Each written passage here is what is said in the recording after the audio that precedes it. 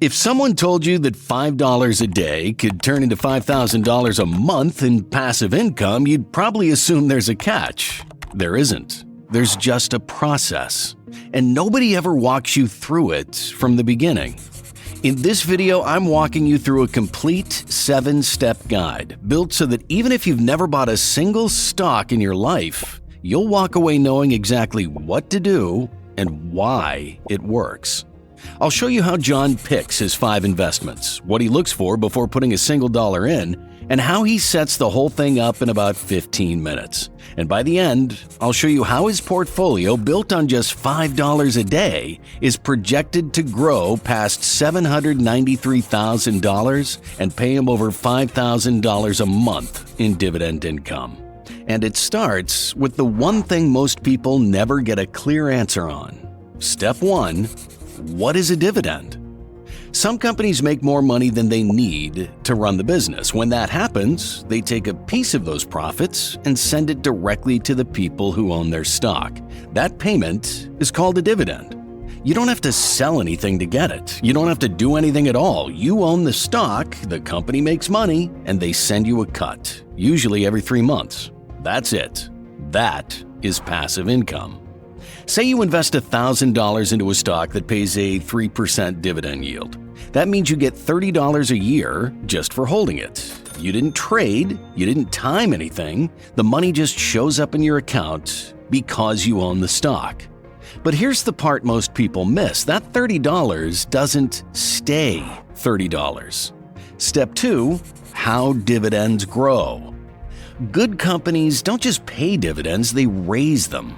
Every year, the payment gets a little bigger. Not because you did anything, not because you bought more shares, the company just decided to pay more.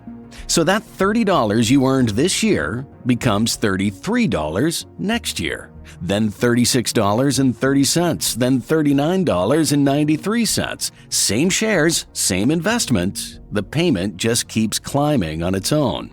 And this isn't rare. Many companies have been raising their dividend every single year for 20, 30, or even 50 years straight. It's not a bonus, it's a pattern. And it's one of the most powerful forces in investing once you give it enough time to run.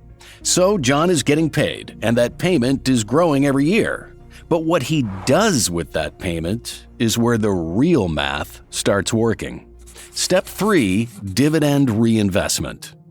Every time John receives a dividend payment, he has 2 choices: take the cash or use it to buy more shares. If he takes the cash, the payment stays the same size next quarter, same number of shares, same payout.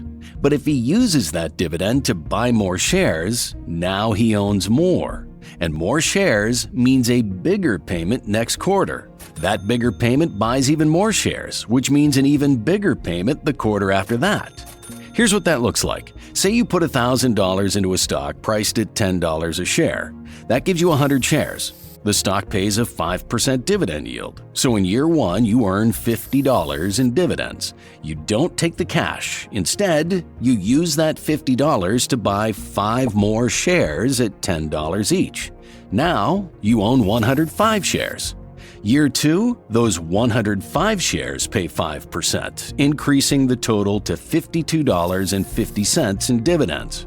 You reinvest again, buy 5 more shares. Now you're at 110 shares. You didn't add any money out of your own pocket. The portfolio just grew on its own.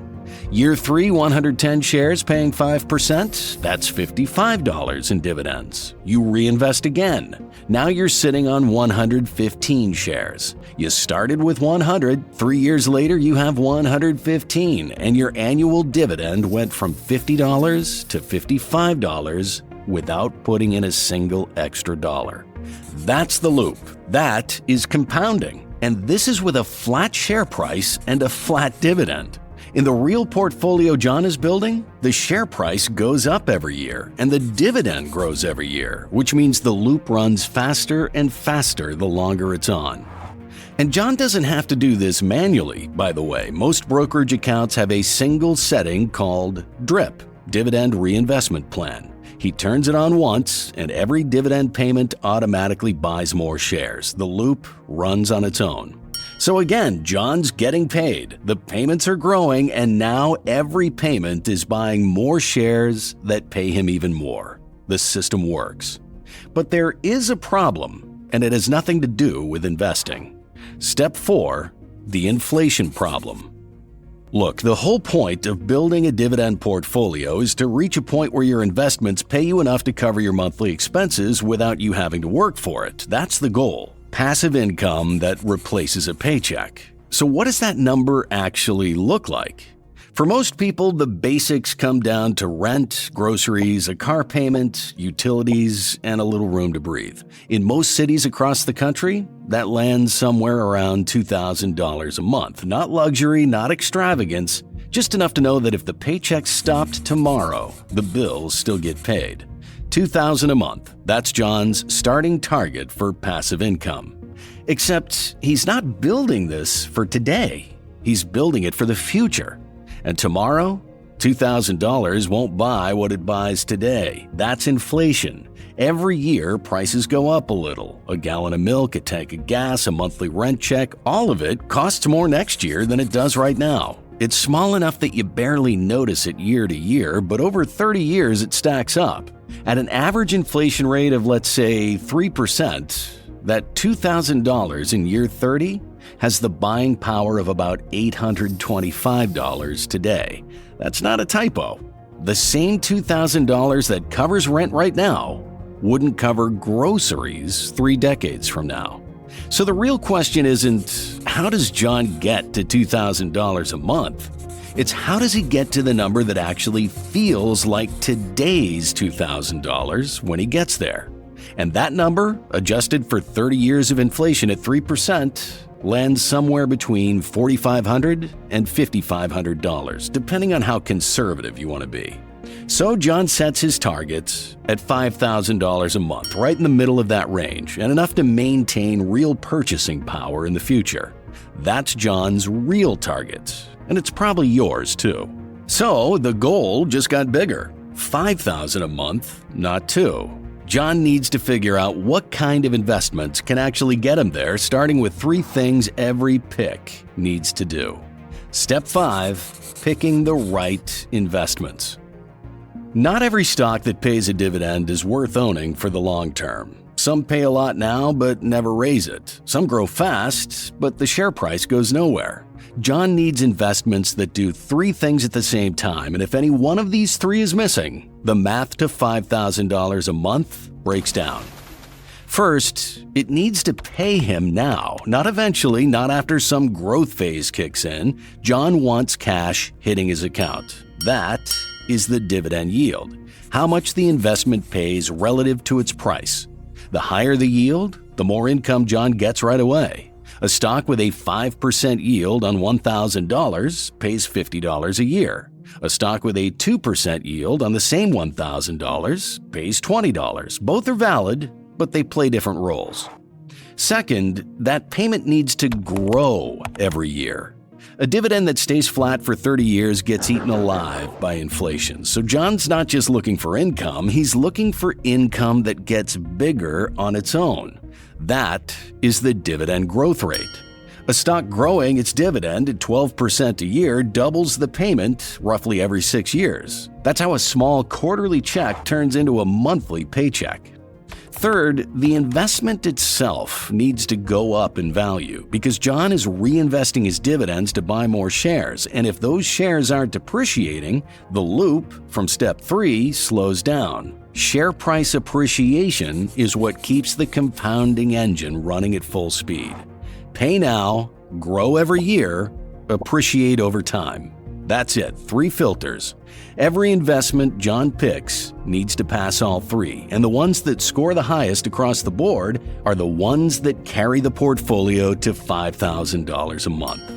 So with his filters set, John now needs 5 investments that pass all 3, with each one playing a different role in getting him to his goal.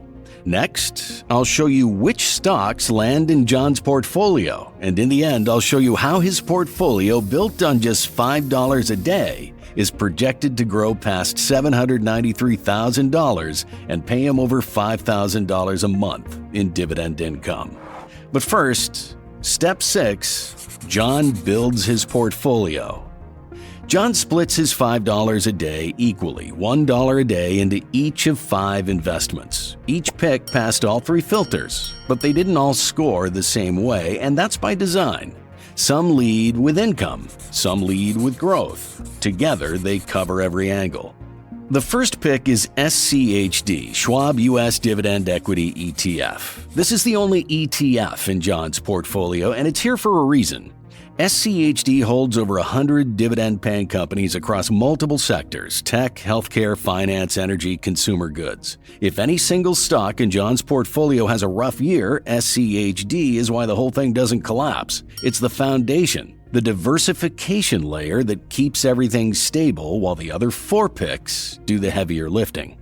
SCHD pays a 3.44% dividend yield with a 10.43% dividend growth rate and an annual share price appreciation of 8.59%. Solid across all 3 filters and strong enough to anchor the entire portfolio. The second pick is Home Depot.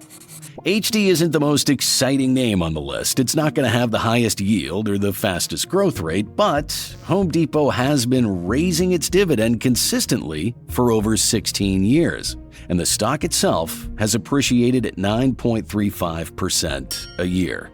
It pays a 2.83% yield with an 8.46% dividend growth rate, and in a portfolio built for the long run, consistency matters more than flash.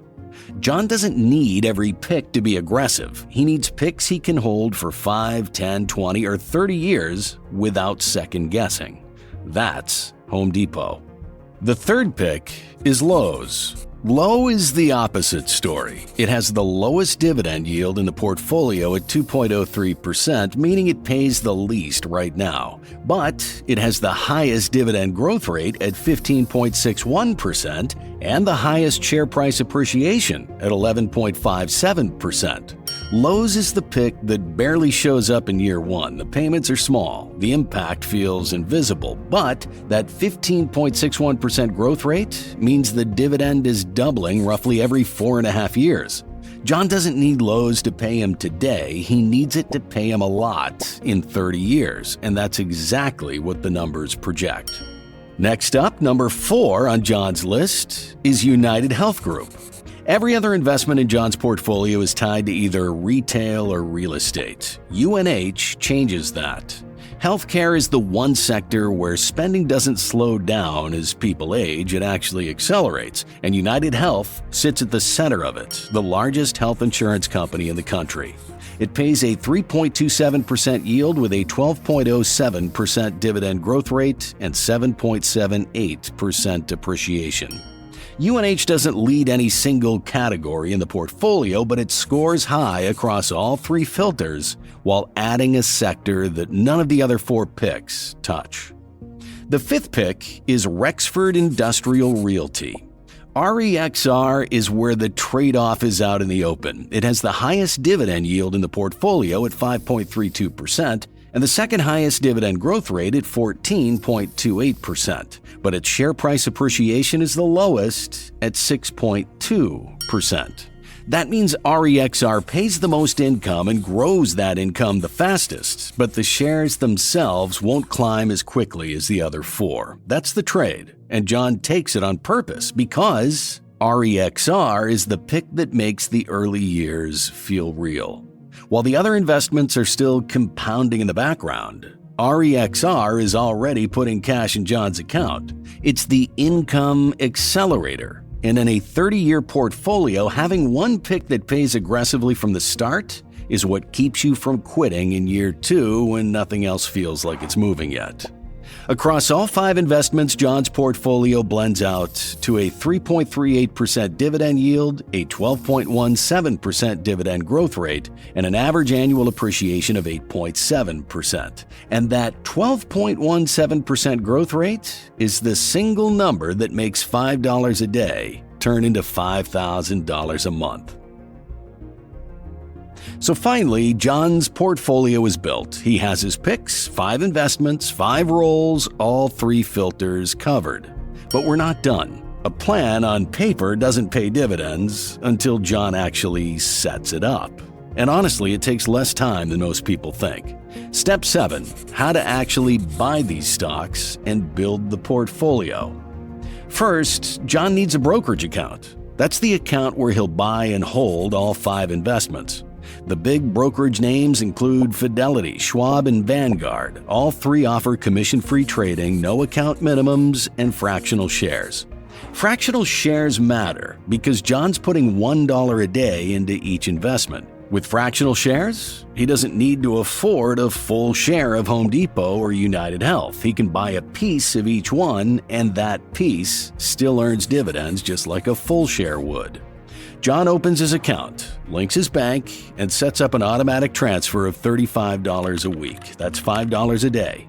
He splits it equally across SCHD, HD, LOW, UNH, and REXR. 20% each. Same amount, same schedule, every week. Then he does one more thing, and this is the step most people skip. He turns on DRIP, Dividend Reinvestment Plan. One setting, one toggle, and now every dividend payment that lands in his account automatically buys more shares of the investment that paid the dividend. The compounding loop from earlier is now running on its own. John doesn't have to think about it. He doesn't have to log in and manually reinvest. The system simply does it for him. That is the entire setup. Open the account, set up the weekly transfer, split it 5 ways, turn on DRIP. You can do all this in about 15 minutes, and you won't need to touch it again.